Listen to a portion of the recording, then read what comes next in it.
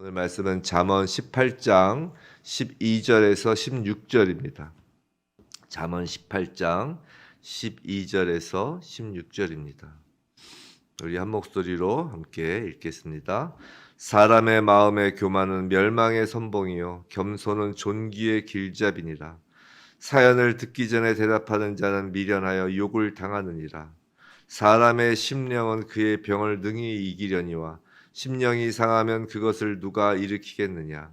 명철한 자의 마음은 지식을 얻고 지혜로운 자의 귀는 지식을 구하느니라. 사람의 선물은 그의 길을 넓게 하며 또 존귀한 자 앞으로 그를 인도하느니라. 아멘.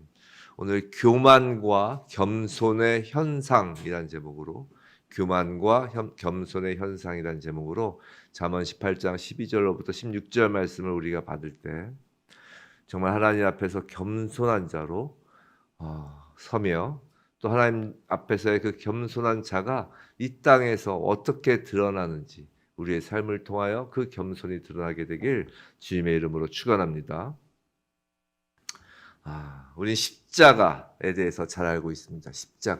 십자가가 뭔가요? 우리가 알고 있는 것으로는 수직적 관계로서는 하나님과 사람의 관계, 이것이 우선이고, 그리고 그 다음으로는 수평적 관계, 사람들 사이와 사람들과 사람들 사이의 관계, 이것이 중요하다라는 것이죠. 그리고 십계명도 우리는 알죠. 십계명에 대하여도 하나님과의 관계에서의 계명, 1계명부터 6계명까지라고 그러죠. 또 사람과 사람 사이에 지켜야 할 계명, 이게 내 부모를 공경하라라는 그 나머지 7계명부터 이제 10계명까지가 사람과 사람 사이에 지켜야 할 계명, 이렇게 둘로 나누어서 이제 우리는 생각을 합니다. 그죠? 또 하나님의 계명을 또 한마디로 또 우리가 표현하면 하나님 사랑, 이웃 사랑이라고 하죠. 하나님 사랑, 이웃 사랑.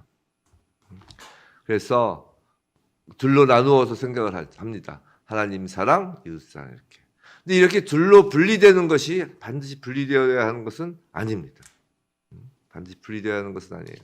이번 주일 설교에서 그런 말씀을 드린 적 있죠. 영적 세계가 이 땅의 세계에 투영되는 원리에 대하여 말씀드린 적이 있습니다. 요한일서 5장 20절에 이런 말씀이 있어요. 누구든지 하나님을 사랑하노라 하고 그 형제를 미워하면 이는 거짓말하는 자니 보는 바 그 형제를 사랑하지 아니하는 자는 보지 못하는 바 하나님을 사랑할 수 없느니라. 요한일서 5장 20절 말씀이에요. 이게 무슨 말이에요? 눈에 보이지 않는 하나님을 사랑한다는 것은 형제를 사랑하는 것으로 드러난다라는 것이에요. 그죠? 이런 겁니다.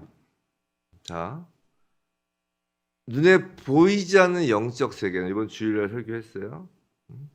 눈에 보이지 않는 그 영적 세계는 이 땅에서 눈에 보이는 것으로 드러나게 되어 있다는 것이에요. 이 땅에서 눈에 보이는 것으로. 그 눈에 보이지 않는 영이신 하나님과 사람의 관계는 눈에 보이는 사람과 사람의 관계로 드러난다는 것이에요. 즉 십자가는 둘로 분리되는 것이 아니라 하나라는 것이에요. 십계명도 그 1계명부터 4계명까지 하나님과의 사람과의 관계, 또 5계명부터 10계명까지 인간과 인간의 관계, 이렇게 둘로 분리되는 것이 아니라 하나님과의 사람과의 관계에서의 계명이 인간과 인간 사이에서의 계명으로 드러난다는 것이에요. 연결되어 있다는 것이에요. 하나님 사랑과, 즉 하나님을 섬기면 내 부모를 공경하게 되는 것으로 나타난다는 것이에요. 하나님을 섬긴다 하며 하나님 이외에 다른 신을 섬기지 않는다고 하면서 내 부모를 공경하지 않는다는 건 있을 수 없다는 것이죠.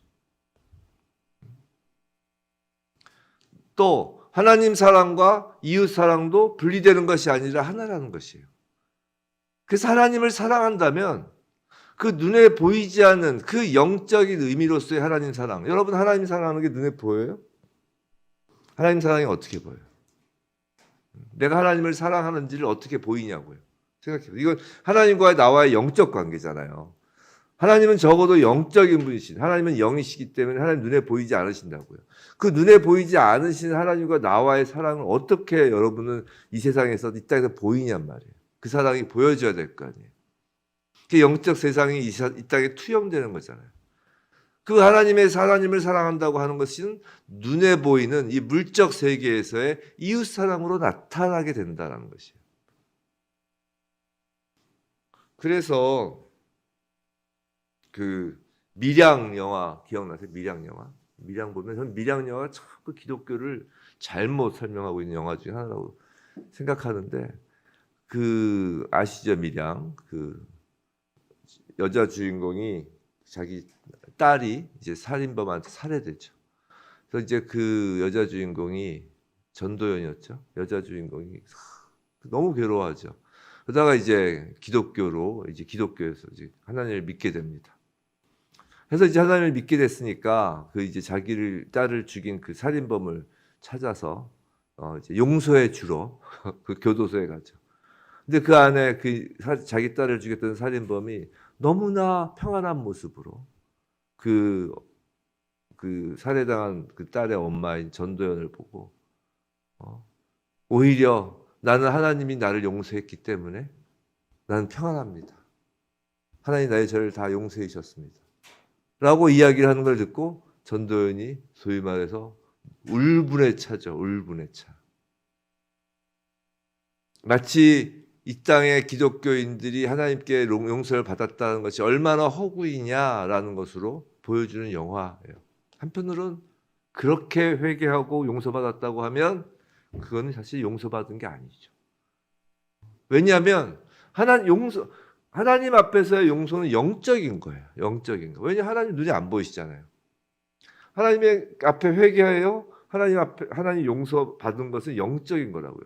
근데 그게 제대로 용서받았는지, 진짜 회개하여 진짜 용서를 받았는지가 이 땅에서 보여지게 돼 있다고요. 모든 영적인 것은 물질적인 세계에서 보여지게 돼 있다고요.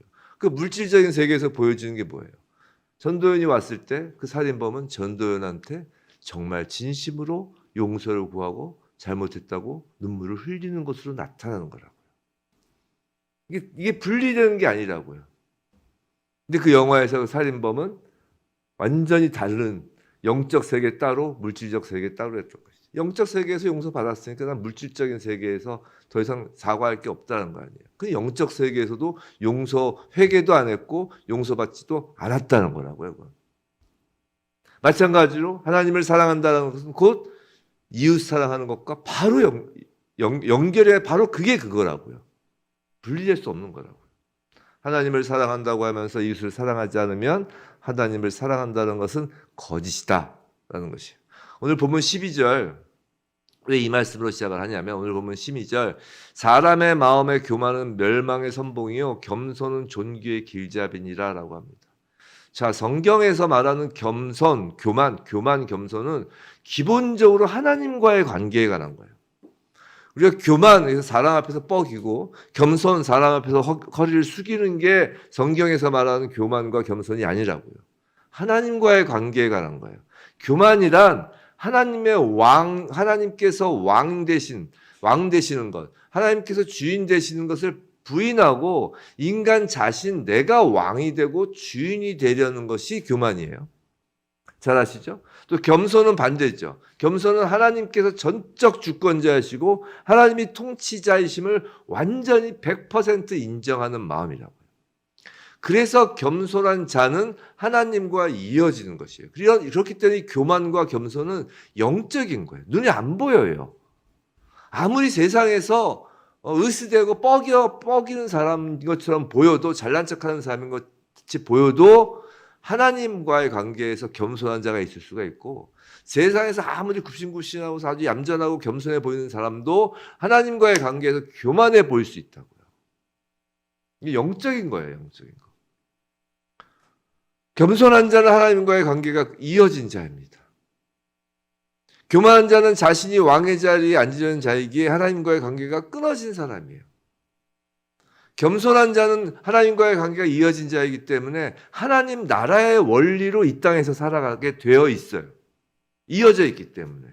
성령이 들어와 있기 때문에 성령이 이어주는, 교통하기는 그 하나님 나라의 원리로 살게 되어 있다고요.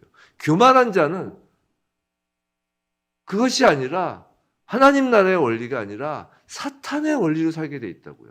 그 하나님 자리에 앉으려는 그 마음이 바로 창세기에 그 뱀이 불어넣어준 마음이잖아요. 선악을 알게 하는 나무의 열매를 먹으면 하나님과 같게 될 것이라는 그 뱀이 주어준 그 유혹. 그것이 바로 교만한 자잖아요. 그래서 그는 사탄의 원리로, 즉 적자생존, 약육강식과 같은 그 세상의 원리로 살 수밖에 없는 거예요. 그런데 사람이 저절로 겸손해질 수는 없어요.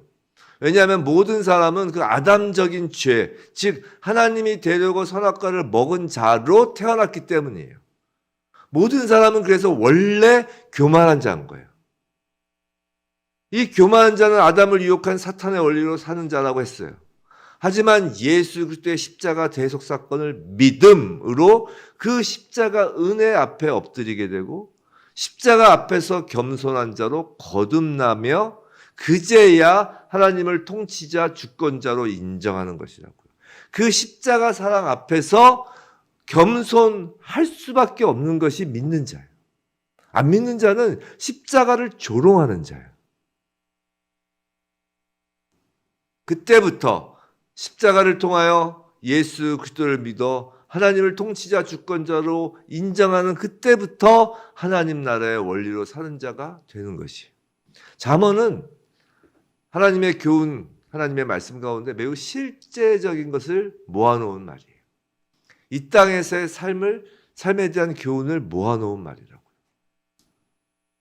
그렇기 때문에 교만한 자의 실제적인 삶, 겸손한 자의 실제적인 삶, 그 영적 세계에서의 그 교만과 겸손이 이 땅에서 어떻게 드러나는지를 구체적으로 열거한 책이에요.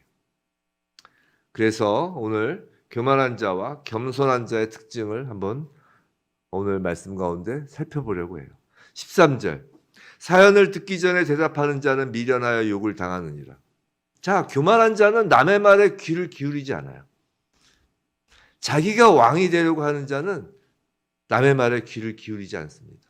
근데 듣기 전에 대답한다고 그러죠. 단순히 귀를 막는 것뿐만이 아니라 듣기 전에 대답을 해버려요. 즉, 듣기 전에 대답한다는 것은 느긋하게 남의 말을 듣지 못하는 그 마음의 조급함을 상징하는 말이에요. 교만한 자는 자신이 왕의 자리에 앉으려는 자라고 했어요. 그 왕의 자리는, 인간이 왕이 되려는 그 자리는 늘 조급해하는 마음을 가질 수밖에 없는 자리라고요. 성도 여러분, 우리나라 재벌 회장이 마음이 느긋할 수 있을까요? 아닐걸요. 저기 오히려 돈으로 치면 저기 서울역에 계신 서울역의 노숙자 분들 오히려 더 느긋할 수 있어요. 그 왕의 자리에는 늘 우리 마음에 조급함을 가져다 주는 자리라고요. 그런데 하나님을 주인으로 삼는 우리 그리스도인은 조급할 이유가 없어요. 우리가 왕이 아니기 때문이에요. 우리의 왕이신 하나님께서 전지전능하신 분이기에 하나님의 백성인 우리는 느긋할 수 있는 것이에요. 조급한 마음, 남의 말하기도 전부터 이야기를 해야 되는 그 조급한 마음, 남의 말에 귀 기울이지 않는 것, 이것이 하나님과의 관계에서 교만한 자가 이 땅에서 드러나는 이 땅에서의 모습이에요. 14절, 사람의 심령은 그의 병을 능히 이기려니와 심령이 상하면 그것을 누가 일으키겠느냐. 자, 겸손한 자는 하나님을 통치자로 두었기 때문에 마음이 늘 느긋하고 평안할 수 있다고 했어요. 여기 14절에서 심령으로 번역된 히브리어는 루아흐를 써요. 기본적으로 성경에서 히브리어 원어에서 루아흐로 마음이나 심령 이렇게 이런 것을 표현할 때는 루아흐는 영이란 뜻이에요. 영, 성령이란 뜻입니다. 성령. 그냥 마음이라고 쓰는 단어가 좀 달라요. 14절에서의 심령은 루아흐예요. 영이라는 의미예요. 자, 겸손한 자는 하나님을 통치자로 두었어요. 하나님을 통치자로 둔 자는 그 마음에 성령이 들어오죠. 예수를 믿는 자의 첫 번째, 어떻게 예수를 믿게 됐나요? 성령님이 들어와서 그런 거예요. 루아흐, 성령이 들어왔다고요. 겸손한 자의 영은 그래서 성령으로 눈에 보이지 않는 영이신 하나님, 즉 하나님의 영을 품은 자라는 것이에요. 질병의 거의 대부분이 스트레스로 인한 것이라는 어떤 의사의 말을 들은 적이 있어요. 겸손한 자, 마음의 성령을 품은 자는 평안함, 느긋함을 갖는다고 그랬어요. 그 평안함은 바로 병을 이기는 원동력이 되는 거라고요. 그래서 사람의 심령, 그 루아흐는 그의 병을 능히 이기는 것이에요. 하지만 심령이 상한다면 그 루아흐, 사람의 영이 상한다는 게 뭐예요? 그 사람의 영, 그 성령을 담아야 할 사람의 영이 악한 영의 영향으로 다치는 거예요. 그 악한 영의 영향이라는 게 뭐예요? 다름 아닌 자기가 왕이 되려는 마음이에요. 자기의라고요. 자기의가 가득하면 성령을 담은 이 루아흐가 다치는 거예요. 상처를 입는 것이에요. 쉽게 상처를 받는 것이에요. 성도 여러분, 자기의가 강한 사람이 상처를 더 잘 받습니다. 자기의가 강하지 않으면 누가 무슨 얘기를 해도 허허허 해요. 허허허. 자존감이 높은 사람은 누가 무슨 말을 해도 허허 한다고. 자기의와 자존감은 반대로 가요. 자존감이 낮은 사람은 자기의가 높아요. 자기의가 높은 사람은 자존감이 낮아요. 자기의를 다른 말로 하면 자존심 이렇게 될 수 있겠죠. 더 쉬운 말로 하면 내가 최고야. 내가 최고여야 해. 이건 자존심이에요. 자존감은 내가 최고야가 아니라 나는 소중한 사람이에요. 소중한 사람. 우리가 왜 우리 자신이 소중한가요? 진정한 자존감은 어디서 나와요? 하나님이 우리를 소중하게 여기시기 때문에 내가 소중한 거예요. 하나님이 우리를 소중하게 여긴다는 걸 믿으면, 깨달으면 누가 뭐라 해도 상처를 안 받아요. 자존감이 낮으면, 자존심만 높고 자존감이 낮으면 쉽게 상처를 받는 것입니다. 그런 경우엔 없던 육신의 병도 생기는 거예요. 심령이 상한 사람은 그런 것입니다. 15절. 자, 명철한 자의 마음은 지식을 얻고 지혜로운 자의 귀는 지식을 구하느니라. 교만한 자는 기본적으로 하나님 말씀에 귀를 기울이지 않죠. 성경책을 안 읽어요. 성도 여러분이 성경책을 우리가 기쁘게 읽는 이유는 이게 하나님 말씀이기 때문이에요. 아, 성경책 읽는 게 귀찮으십니까? 성경책 읽는 것이 재미가 없어요? 재미로 성경책을 읽나요? 하나님의 말씀이기 때문에 성경책을 읽는 거예요. 하나님을 사랑하는데 어떻게 사랑하는 사람이 이야기하는 것을 듣지 않으려고 할까요? 바로 겸손한 자는 그래서 언제나 왕이신 하나님 말씀 이 성경책에 귀를 기울이는 것이에요. 늘 성경책을 보는 것이에요. 펼치는 것입니다. 읽는 거예요. 한 절 한 절이 너무 소중한 거예요. 하나님의 사랑의 언어니까요. 이런 자를 성경은 명철한 자, 지혜로운 자라고 하는 것이라고요. 좋은 대학 나온 사람이 명철한 자, 지혜로운 자가 아니라 성경 말씀을 즐겨 읽는 시골의 노인 할머니가 지혜로운 자, 명철한 자인 거예요. 그리고 그렇게 명철한 자, 지혜로운 자는 항상 참된 지식을 향해 열려 있어요. 더욱더 이 성경 말씀을 통하여 더욱더 참된 지식으로 채워진다고요. 더 명철해지고 더 지혜로워져요. 겸손과 이런 지식, 하나님을 아는 지식은 이런 선순환을 갖게 돼요. 겸손하지 않으면 절대 하나님을 아는 지식을 우리가 가질 수가 없습니다. 하나님을 아는 지식이 채워지면 하나님 앞에서 겸손하지 않을 수가 없어요. 이렇게 겸손과 지식은 선순환을 갖게 돼요. 그리고 그 사람은 세상에서 그 누구보다 지혜를 갖춘 모습을 보이게 되는 것이에요. 세상 속에서의 지혜로운 자란 바로 그런 자예요. 16절. 사람의 선물은 그의 길을 넓게 하며 또 존귀한 자 앞으로 그를 인도하느니라. 여기서 선물이라는 단어는 우리가 보통 생각하는 누군가에게 잘 보이려고 하는 선물, 즉 뇌물과 같은 것이 아닙니다. 여기서의 선물은 존경하는 사람이나 사랑하는 이에게 정말 즐거운 마음으로 주는, 즉 진심 어린 호의적인 선물을 의미하는 것이에요. 이런 것은 넉넉한 마음에서 나와요. 사심 없이 감사와 애정을 담아 선물할 수 있다는 것은 그 사람의 겸손한 모습이에요. 정말 아무런 사심 없이 진정으로 감사한 일에 감사합니다. 고맙습니다. 당신의 그것에 내가 경의를 표합니다. 라고 할 수 있는 건 겸손한 자의 모습이에요. 이런 겸손함은 사람들의 관계에 윤활유 역할을 할 수밖에 없죠. 사람들 사이의 관계를 넓혀주는 기회가 열리는 것이에요. 사랑하는 성도 여러분, 하나님 앞에서의 겸손은 이처럼 우리의 실생활의 모습에서 겸손이 진짜인지 그 겸손이 진짜의 겸손인지 아닌지가 드러난다고요. 남의 말을 끝까지 들어주는지, 느긋한 마음으로 조급함 없이 심령이 평안하고 웬만한 일에 스트레스를 받지 않는지, 상처를 잘 안 받는지, 하나님 말씀을 더욱 알기 원하는지, 진심으로 존경하고 사랑하는 사람들에게 사심 없이 감사와 애정을 표현하는지, 이렇게 우리의 일상 실생활에서 우리의 겸손이, 하나님을 향한 겸손이 드러나게 돼 있다고요. 하나님을 향한 겸손으로 드러나는 이런 모습이 아니면 이런 모습은 다 어쩌면 외식의 모습이 될 수 있어요. 우리가 이 아침에 하나님 앞에 나온 까닭이 무엇일까? 하나님 앞에 겸손한 자이기에 나오는 것이. 우리가 이 새벽에 무엇을 막 구하여 얻고, 사실 그것이 중요한 건 아니지만, 사실 이 아침에 하나님 앞에 나와서 구한다는 것 자체가 하나님 앞에 구한다. 즉 하나님 우리의 통치자입니다. 살려주세요. 하나님밖에는 다른 살 길이 없습니다. 라는 겸손한 표현이에요. 그래서 저는 하나님께 무엇을 구하는 것을 막 터부시하지는 않습니다. 우리 어린아이라고요. 약한 자입니다. 하나님 앞에서. 그러니까 진심으로 구할 수 있는 거예요. 다만 우리의 모든 소원을 의탁할 뿐이죠. 통치자이시니까 의탁할 뿐입니다. 성도 여러분, 과연 실생활에서 우리는 어떤 모습을 갖고 있나요?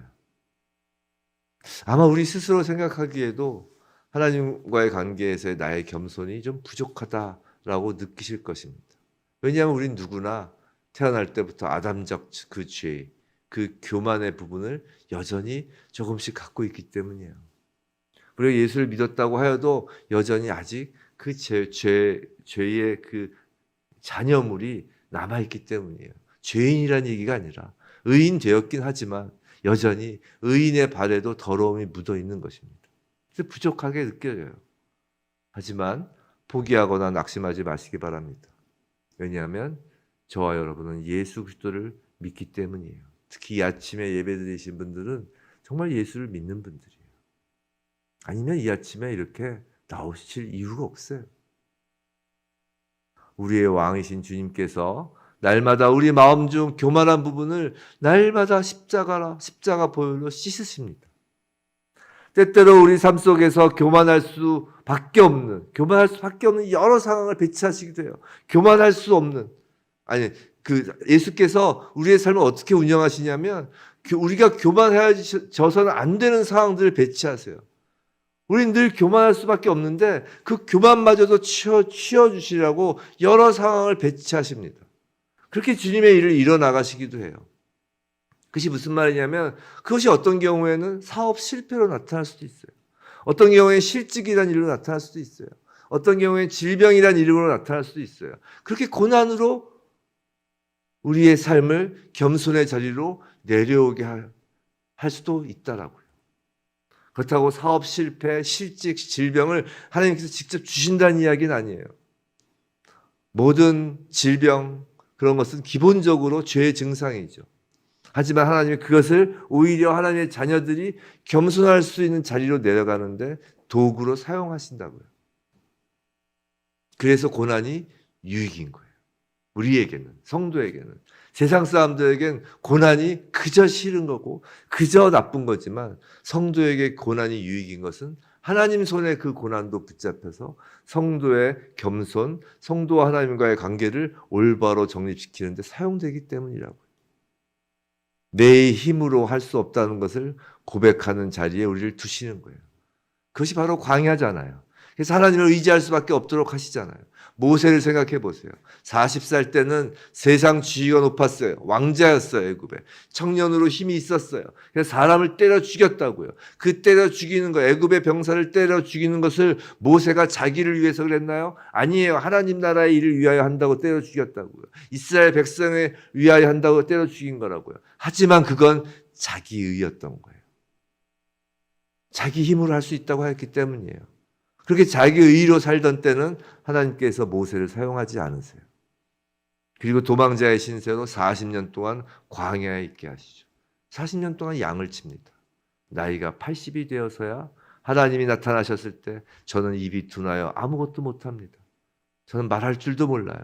이제 80 노인이에요. 전 저의 이름도 기억 못해요.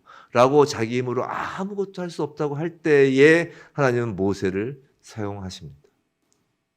겸손은 하나님께서 당신의 그 영적 나라인 하나님 나라를 이 땅에 투영시킬 통로로 사용할 사람들의 기본 덕목이 되는 것이에요.